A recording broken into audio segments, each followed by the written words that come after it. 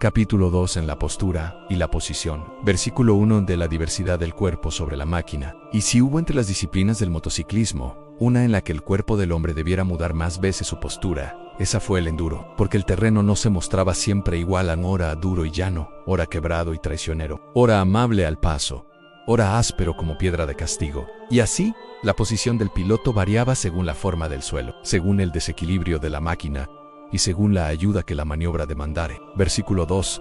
De las dos posturas principales. Dos son las posturas fundamentales sobre la moto, en la de sentado y la de pie. De ellas nacen todas las demás, como ramas que brotan de un tronco primero. Y cuando llegare el tiempo de hablar de maniobras, se verá como cada una toma forma distinta según el obstáculo, la velocidad y la necesidad del momento. Versículo 3. De la posición de sentado. La posición de sentado será buena para el asfalto y para los caminos nobles, donde no hubiere grandes irregularidades. En ella, la masa del piloto se acerca a la de la moto y el centro de gravedad del conjunto desciende. Por esto, favorece el paso por las curvas y hace más seguros los virajes, de modo que, para trazar con limpieza, esta será la postura más conveniente. Versículo 4. Han de la comodidad verdadera. Mas estando sobre la moto, el hombre deberá sentirse cómodo. De la comodidad verdadera. Mas estando sobre la moto, el hombre deberá sentirse cómodo. Ninguna postura que le resulte forzada será justa ni útil, porque la incomodidad roba fineza a los movimientos, retrasa la reacción y vuelve torpe aquello que debería ser natural. Así pues, no se buscará la pose, sino la eficacia serena. Versículo 5. Del asiento correcto. Ese será el lugar desde donde mejor se reparte el peso entre ambas ruedas y desde donde más dominio se tiene del manillar, que es instrumento principal del gobierno de la moto. Sentarás el piloto en la parte anterior del sillín, justo donde éste se une al depósito. Versículo 6. Del descanso del peso. El peso del cuerpo descansará sobre los glúteos y la entrepierna hasta las rodillas, y no sobre otras partes. El resto del cuerpo quedará libre de cargas,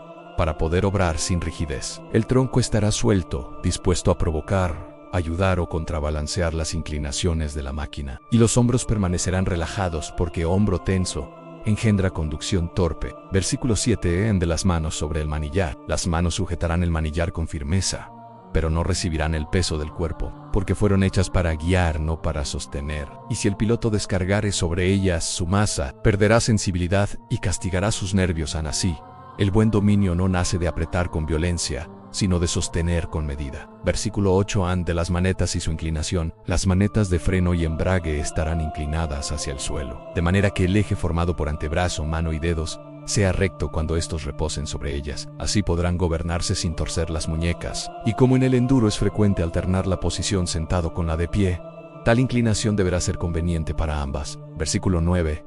De los dedos siempre listos. Debido a que el embrague y el freno se accionan sin descanso en el enduro, será costumbre llevar uno o dos dedos sobre las manetas, especialmente el índice y el corazón. Y la del freno delantero tendrá poca holgura, para que responda de inmediato cuando se la requiera, pues la mano del piloto posee sensibilidad excelente y no conviene hacerla esperar. Versículo 10. Del adormecimiento de las manos. Muchos se quejan de que las manos se les duermen tras cierto tiempo de marcha. Y esto acontece porque un nervio que atraviesa la muñeca, llamado mediano, sufre presión cuando el piloto aprieta mal los puños o apoya en el manillar parte del peso del cuerpo. Entonces sobreviene el adormecimiento y la mano protesta con hormigueo y fatiga. Versículo 11. Del túnel carpiano y su remedio. Y las vibraciones del manillar lo agravan, porque el hombre por reflejo aprieta todavía más fuerte.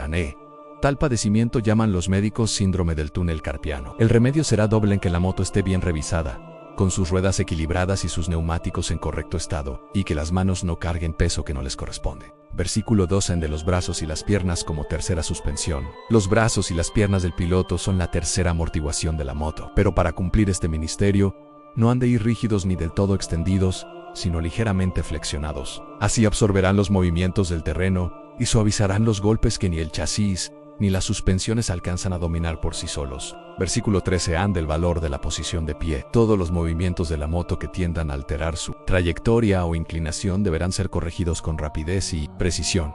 Y para esto la posición de pie es poderosa porque aleja la masa del piloto del centro de gravedad de la máquina, reforzando los movimientos de compensación, tanto los que nacen del terreno como los que el mismo piloto provoca para ayudar a la maniobra. Versículo 14. De los pies. en los reposapiés. Los pies se apoyarán sobre los reposapiés a la altura de la parte media de la suela de la bota, y se ajustarán la palanca del freno y la del cambio de manera que puedan accionarse con mínimo movimiento de la parte delantera del pie. Porque donde hay exceso de recorrido suele haber torpeza, y donde hay torpeza, llega tarde la reacción. Versículo 15 de la posición básica de pie. En la posición básica de pie, todo el peso del cuerpo recaerá en los pies apoyados sobre los reposapiés. La pierna, desde la rodilla hasta el tobillo, guardará perpendicularidad respecto de la porción inferior del chasis en las rodillas. Irán levemente flexionadas. Las piernas abrazarán la moto a la altura del sillín y no del depósito. El tronco se inclinará hacia adelante hasta que la cabeza del piloto quede sobre la tija del manillar. Los antebrazos irán algo flexionados y los codos altos y abiertos más hacia afuera que los puños. Versículo 16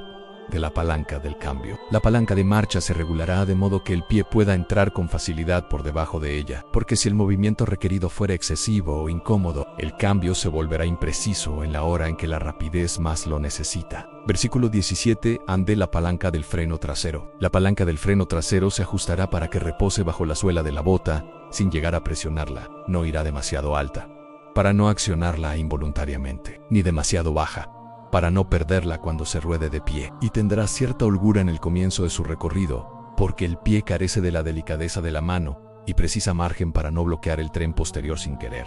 Versículo 18 del peligro de llevar el pie colgado. No descolgará el piloto la parte delantera del pie hacia el suelo mientras ruede, porque una piedra o una irregularidad puede atraparlo contra el reposapiés y causarle grave lesión. Así, aun en el cansancio o en el descuido, guardará disciplina en la colocación de los pies. Versículo 19 de la variante adelantada del apoyo en algunos corredores, especialmente en trialeras, prefieren apoyar los pies sobre la parte anterior de la suela, porque con ello ganan movilidad para torsionar y lateralizar el tronco al hacer compensaciones. Mas esta ventaja trae consigo una carga que obliga a desplazar mucho más el pie para accionar las palancas, y cada uno sabrá, según su arte y su costumbre, cuando tal variante le beneficia y cuando le perjudica. Versículo 20 de la posición de combate. La postura de pie será la adecuada para caminos irregulares, veredas y trialeras. Será indispensable en los saltos y muy conveniente cuando se esperen imprevistos, como en las pistas del desierto. Por eso la llaman la posición de combate. Y en verdad será la más usada en el enduro,